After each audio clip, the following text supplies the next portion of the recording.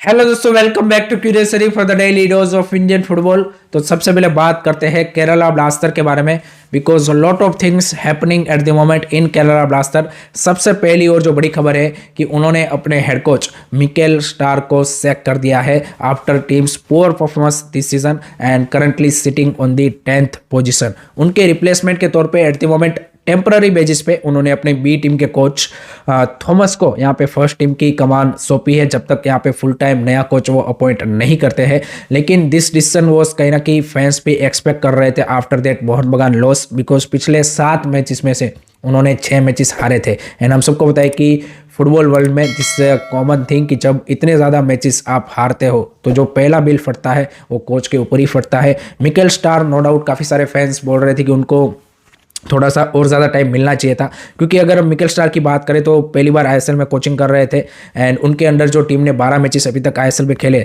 मेरे को नहीं लगता कि उतना बुरा in terms of the football wise वो खेले हैं। दे क्रिएटेड चांसेस यहाँ पे टेक्टिकली ऐसा नहीं है कि वो सिवाय आई थिंक वो एक मुंबई सिटी वाला जो मैच था 4-2 से, उसके अलावा आउट प्ले हुए हैं। यहाँ पे गेम प्लान वाइज भी आई थिंक मेरे को लगता है कि उन्होंने अच्छा मैनेज किया है, गेम मैनेजमेंट भी अच्छा ओवरऑल दिखा है। But most of the matches वो जो हारे हैं इस सीजन वो हारे हैं due to the individual mistake, and उसमें भी मेन कीपर की मिस्टेक। और वो मिस्टेक ऐसी होती है कि जो आपको गोल में ही को पे करना पड़ता है एंड उसका रिजल्ट आपका यहाँ पे क्या बोलते हैं कि आपको हार के साथ ही भुगतना पड़ता है। सो इस तरह से काफ़ी मैचेस हारे हैं एंड मिकेल स्टार ने भी ये बोला कि जनरली जो मैंने पास्ट में जितने भी यहाँ पे क्लब को कोच किया है उसमें मेरी टीम डिफेंसिवली काफ़ी सॉलिड रहती थी, लेकिन यहाँ पे कंप्लीटली ऑपोजिट हुआ। एंड एक चीज़ उन्होंने ये भी एक्सेप्ट की कि मैं मैनेजमेंट का डिसीजन को रिस्पेक्ट करता हूँ, क्योंकि rather than changing a whole squad यहाँ पे आप 1-2 कोचिंग स्टाफ को चेंज कर दो, वो ज़्यादा सेंसिबल डिसीजन बनता है। फैंस के डिफरेंट रिएक्शन आ रहे हैं, जैसे मांझापड़ा ने इसके बाद रिएक्ट किया कि भाई केरला ब्लास्टर का जो मैनेजमेंट है वो अपनी गलतियों को छुपाने के लिए या फिर अपने फेलियर को छुपाने के लिए यहाँ पे मिकेल स्टार को एज ए स्केपगोट यूज़ कर रहा है। उनको अपने फेलियर को भी इसी तरह से एक्सेप्ट करना चाहिए।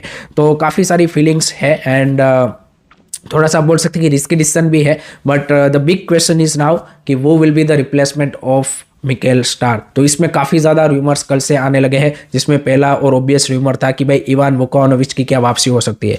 तो एट द मोमेंट उनकी प्रोबेबिलिटी 0% है, management is not looking in that direction.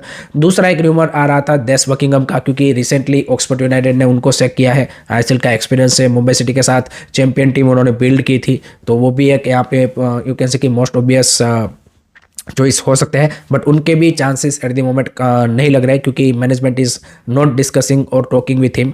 तीसरा एक सरप्राइजिंग नाम निकल के आया है सर्जियो लोबेरा का, जो कि eight the moment Odisha FC के कोच है। जी हाँ, एंड मिड सीजन तो वो ज्वाइन नहीं करेंगे, एंड ऑफ द सीजन यहाँ पे वो ज्वाइन कर सकते हैं। I think that's the real possibilities if they able to convince Sergio Lobera, because 2 season already Odisha FC में हो चुके हैं। And I think Sergio Lobera भी चाहेगा कि भाई एक ऐसे क्लब को मैनेज करना कि जहाँ पे भाई इतना ह्यूज फैन बेस हो, एंड आईएसएल प्रूवन कोच है with Goa, with Mumbai city and with Odisha FC also. So I think उनकी प्रोबेबिलिटीज ज़्यादा दिख रही है।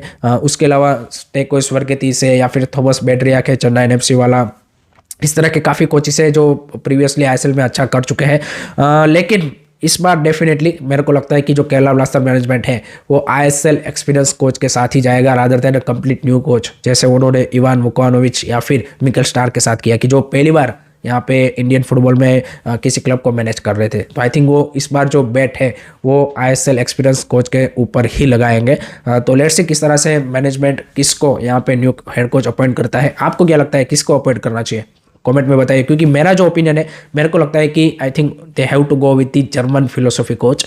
बट देखते हैं, and it's not only about the कैसे कि coach changing, there is a lot of other things will also change in sporting department of Kerala Blaster, जिसमें एक और खबर ये भी है कि जो उनके स्पोर्टिंग डायरेक्टर है कैरोलिस स्किन्स, वो भी इस सीजन के एंड के बाद यहाँ पे क्लब को लीव करेंगे। So that's also big in you can say कि change in the club structure, because sporting director कोई नया आएगा तो उनकी प्रायोरिटीज़, उनकी टीम बिल्डिंग, उनके प्लेयरों की साइनिंग्स किस तरह से रहेगी वो देखना इंटरेस्टिंग होगा।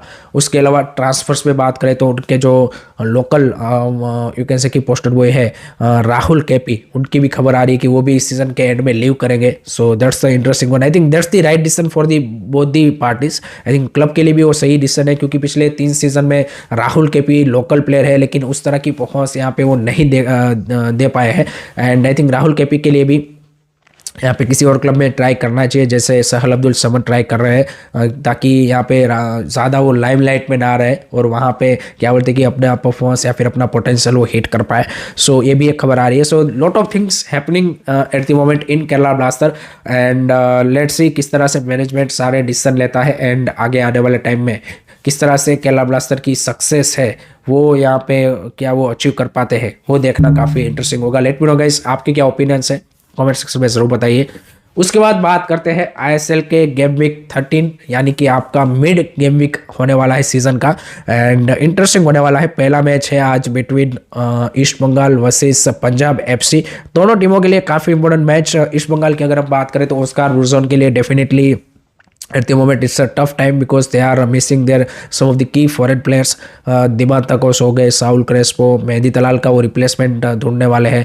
सो definitely they are missing some key players but I think जैसे ऑस्कर ब्रूजन ने बोला कि इट्स अपॉर्चुनिटी एंड पॉजिटिविटी के साथ हमें इसको देखना चाहिए एंड आई थिंक जो बाकी इंडियन प्लेयर है मैच पे उनके लिए this is the opportunity because I think ऐसे ही टाइम पे अगर आप कोच को यहाँ पे कन्विंस कर पाओ या फिर शोकेस कर पाओ कि हाँ भाई मैं भी यहाँ पे फर्स्ट टीम के लिए खेलने के लिए डिजर्व करता हूँ, तो वही यहाँ पे आपके लिए इवेंचुअली स्टार्टिंग 11 में रास्ता खोल सकता है। क्योंकि काफ़ी बार फैंस बोलते रहते हैं कि भाई ये प्लेयर को स्टार्टिंग 11 में खेलना चाहिए, इनको चांस मिलना चाहिए, ये यंगस्टर को चांस मिलना चाहिए। भाई ऐसे ही मोमेंट पे उनको ये अपॉर्चुनिटी को ग्रैब करना पड़ेगा जैसे पीवी विष्णु ने किया। आई थिंक उस तरह से बाकी प्लेयरों को भी बेंच पे जो है उनको स्टेप अप करना पड़ेगा। नो डाउट सामने चैलेंज टफ है पंजाब एफसी के रूप में।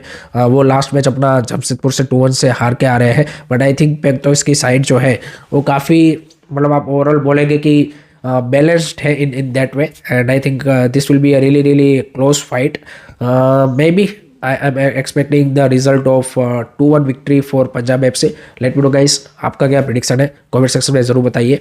लास्ट में थोड़ी सी ट्रांसफर्स के बारे में बात कर लेते हैं आईएसएल के। तो उसमें जैसे मैंने बताया कि भाई मेहदी तलाल का replacement at the moment East Bengal ढूंढ रहा है because not only for ISL का reminder of this season but उनको चैलेंज लीग के लिए भी वह अच्छे फॉरेन प्लेयर्स चाहिए अगर उनको वहाँ पे सेमीफाइनल फाइनल तक पहुँचना है। बीच में रॉबसन रोबिनियो की बात आई थी लेकिन वो ब्राज़ीलियन क्लब के साथ साइन हो चुके तो उनकी प्रोबेबिलिटी कोई नहीं दिख रही। दूसरे आईएसएल के क्लब देखें तो उसमें अटैकिंग मिडफील्डर में आई डोंट थिंक सो कि सच कोई फॉरेनर एट द मोमेंट उस लेवल का अवेलेबल है, तो मोस्ट प्रोबेबली उनको आउटसाइड से ही यहाँ पे कोई फॉरेनर लाना पड़ेगा अटैकिंग मिडफील्डर के लिए पर्टिकुलरली। दूसरा मुंबई सिटी की भी खबर है कि भाई यहाँ पे मे बी एक आध फॉरेनर्स वो चेंज कर सकते हैं, सेरेमी मज़ारो, जॉन तोराल, निकोलस कैरेलिस, इन तीनों में से मेरे को लगता है कि किसी एक को वो चेंज करेंगे क्योंकि अब देखिए जॉन तोराल का काफ़ी ज़्यादा इंजरी प्रोन सीजन रहा है। सो मे बी उनका रिप्लेसमेंट वो जनवरी ट्रांसफर विंडो में देख सकते हैं। So couple of clubs will make those changes. बाकी आपको क्या लगता है कि क्या क्या चेंजेस होंगे स्क्वाड में, कमेंट सेक्शन में बता दीजिएगा।